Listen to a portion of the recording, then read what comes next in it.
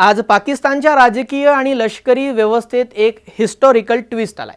अत्यंत प्रबल गुप्तचर प्रमुख आणि इम्रान खान यांच्या जवळचा मानला जाणारा पूर्व ISI प्रमुख फैज हमीदला लष्करी न्यायालयाने 14 वर्षांची शिक्षा सुनावली आहे। हा निर्णय पाकिस्तानच्या सत्ताधारी गटासाठी मोठं विजयस्थान मानलं जात आहे। मात्र देशाच्या राजकारणामध्ये आणखी मोठं तुफान उठवण्याची शक्यता उभी राहिलेली आहे। काय नेमकं हे प्रकरण आहे तेच या व्हिडिओतून जाणून घेणार आहोत।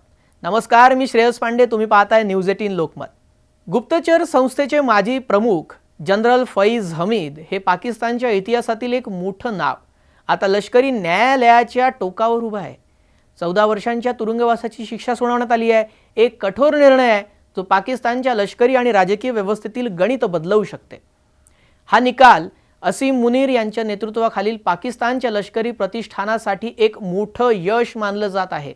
असं असलं तरीही मात्र मुनीर यांचे कट्टर विरोधक माजी पंतप्रधान इम्रान खान हे सध्या तुरुंगात असले तरी त्यांच्या विरोधात अडचणी निर्माण करण्याचा सिलसिला हा काही थांबत नाहीये। त्यांच्या वादग्रस्त मार्गदर्शनाखाली असलेल्या पाकिस्तान तहरीक-ए-इन्साफ म्हणजेच PTI आणि त्यांचा प्रभाव यावर लष्करी न्यायालयात होणारी कारवाई पाकिस्तानच्या राजकीय क्षितिजावर एक भयंकर शंकेचं सावट उभं करतंय।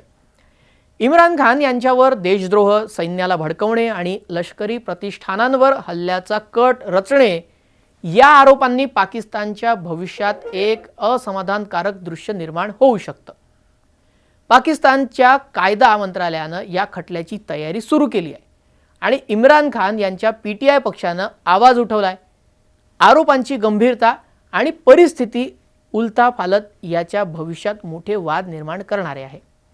मुनीर आणि शरीफ यांचे सरकार या खटल्याच्या माध्यमातून इम्रान खान यांना मोठा राजकीय धक्का देण्याचा प्रयत्न करणार आहेत।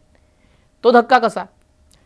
पण या खटल्याच्या परिणामी पाकिस्तानच्या राजकारणामध्ये एक भयंकर उलथापालथ होऊ शकते आणि एक अदृश्य युद्ध इथे उभं राहू शकतं जे लष्करी आणि राजकीय ध्रुवांमध्ये केवळ अधिक तीव्र होईल।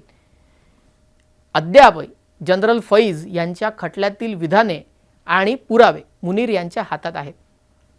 तरीही इम्रान खान यांच्यावर होणारी कारवाई हे एक गूढ आणि नाजूक चक्रव्यूह बनू शकतं। पाकिस्तानचं भविष्य काय असेल, या घातक खेळीचे परिणाम काय असतील, केवळ वेळच याचं उत्तर देऊ शकतं। भेटूया पुढच्या एका नव्या ग्लोबल अपडेटसह। नमस्कार।